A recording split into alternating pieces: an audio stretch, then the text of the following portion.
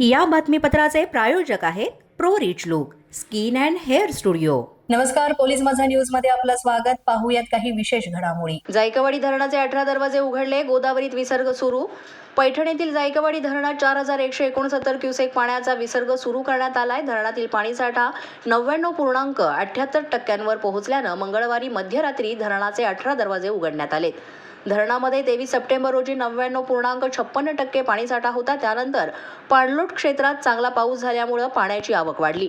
मध्यरात्री 4 दरवाजे 1 फुटानं आणि 12 दरवाजे अर्ध्या फुटानं उघडण्यात आले। त्यामुळे गोदावरी नदीपात्रात 19,912 क्युसेक पाण्याचा विसर्ग सुरू करण्यात आला। यामध्ये सायंकाळी 14,672 क्युसेकचा वाढीव विसर्ग सुद्धा करण्यात आला। तसंच माजलगावसाठी 500 क्युसेक पाण्याचा विसर्ग सुरू आहे।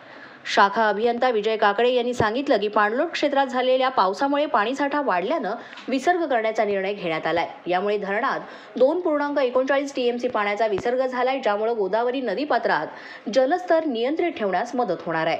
पोलीस माझा न्यूजसाठी गजानन वाघ, सिल्लोड, छत्रपती संभाजीनगर। अशाच नवनवीन आणि ताज्या घडामोडी पाहण्यासाठी पोलीस माझा न्यूजच्या चॅनेलला सबस्क्राईब करा।